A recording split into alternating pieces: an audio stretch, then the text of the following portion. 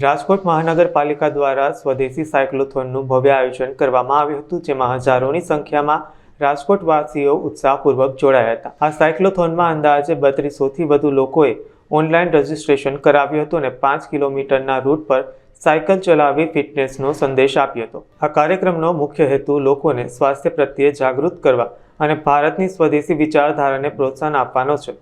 Municipal કમિશનરે જણાવ્યું હતું કે સાયક્લોથોન પૂર્ણ કરનારા તમામ સહભાગીઓને પ્રમાણપત્ર આપી પ્રોત્સાહિત કરાશે।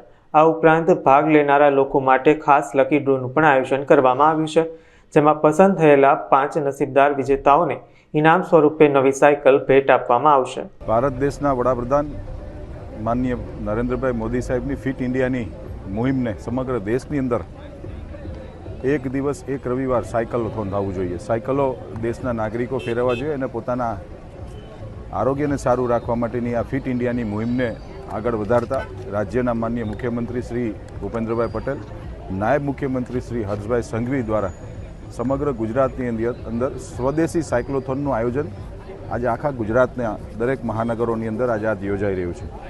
તેના ભાગરૂપે આજે રાજકોટ મહાનગરની અંદર પણ રાજકોટ શહેરના વસતા સાયકલવીરો કે જે નિયમિત સાયકલ ફેરવે છે એ અને જે પ્રથમ વખત સાયકલમાં આજે મહાનગરપાલિકાના કાર્યક્રમની અંદર ફિટ ઇન્ડિયા અને સ્વદેશી સાયક્લોથોનમાં જોડાયેલા સૌનું અમે લોકો રાજકોટ મહાનગરપાલિકાના ભારતીય જનતા પાર્ટીના શાસકો સ્વાગત કરીએ છીએ અને પ્રધાનમંત્રી શ્રી નરેન્દ્રભાઈ મોદી સાહેબની જે ફિટ ઇન્ડિયાની મૂવમેન્ટ છે અને એમાં આ વખતે સ્વદેશી સાયક્લોથોન એટલે કે સંપૂર્ણપણે સ્વદેશી લયમાં આ સાયક્લોથોનનું આયોજન કરવામાં આવેલું છે। આવનારા દિવસોની અંદર સ્વદેશી મેરેથોનનું પણ 28 તારીખે રાજકોટ મહાનગરપાલિકા દ્વારા રેસકોર્સ રિંગ રોડ પર આયોજન કરવા જઈ રહ્યા છીએ।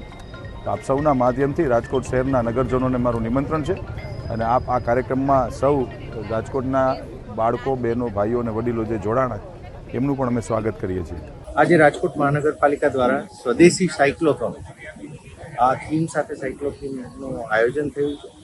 3200થી વધારે રજીસ્ટ્રેશન અમારા થયા છે અને આપને જણાવીએ રૂટ 5 કિલોમીટરનો છે અને આ રૂટના અંતે જ્યારે સાયકલ લઈને બધા આવી જશે બાદમાં એક ડ્રો કરવામાં આવશે અને 5 સાયકલો પણ ઇનામ સ્વરૂપે આપવામાં આવશે। લોકો ફિટ રહે અને એ પ્રકારના એક થીમ સાથે ખૂબ સારું પબ્લિકનું પાર્ટિસિપેશન પણ જોવા મળ્યું છે। સર્ટિફિકેટ પણ રહેશે અને આપને જણાવ્યું કે 5 સાયકલ ગિફ્ટ એટલે કે ઇનામમાં જશે, પણ એ ડ્રો ઉપર આધારિત છે। 2 વસ્તુઓ છે, એક ફિટનેસનો અમારો સંદેશ છે અને એની સાથે સાથે એક થીમ કે જે હવે સ્વદેશી તરફ આપણે બધાએ વળવાનું છે। જેટલું વધારે આપણે સ્વદેશી પ્રોડક્ટ, સ્વદેશી વિચારધારાને આપણે માન આપીશું, જેટલું એની સાથે જોડાઈશું એટલું જ આપણે દેશના અર્થતંત્રના પાયાના પથ્થર બનીશું। રાજકોટ મહાનગરપાલિકા દ્વારા આજે સ્વદેશી સાયક્લોથોનનું આયોજન કરવામાં આવ્યું છે।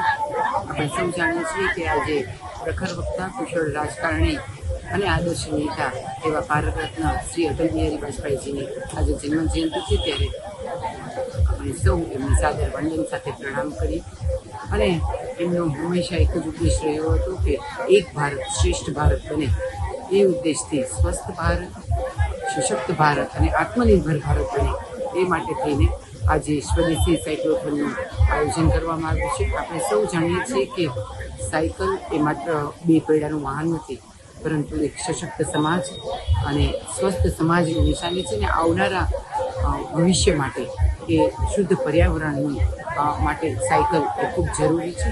એટલે એટલા માટે થઈને આજે રાજકોટ મહાનગરપાલિકા દ્વારા દરેક લોકો સ્વદેશીને અપનાવે, દરેક લોકો સ્વદેશીને વધુને વધુ પ્રોત્સાહન આપે અને એ માધ્યમથી પર્યાવરણ અને સ્વદેશીને અભિયાનને ધ્યાનમાં રાખીને આજે સ્વદેશી સાયક્લોથોનનું આયોજન કરવામાં આવ્યું છે। ઉષાબેન રાજદેવ 76 રનિંગ સરસ। હું આમાં 11 વર્ષથી છું આમાં મેમ્બર, 2014 થી।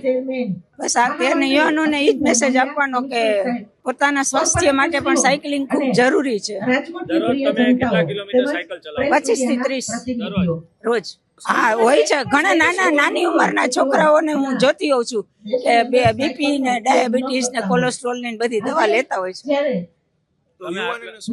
મારો એ મેસેજ છે કે સ્વાસ્થ્ય સાયકલિંગ કરે તો તેનું સ્વાસ્થ્ય પણ સારું રહે. જેટલું કેરિયર બનાવવાનું જરૂરી છે પણ એના કરતા શરીર સારું રાખવાનું વધારે જરૂરી. મને તો ખૂબ ફાયદો છે. આજે આટલી ઉંમરે કોઈ પણ જાતની દવા નથી લેવી પડતી, કોઈ પણ જાતનો શરીરનો દુખાવો નથી.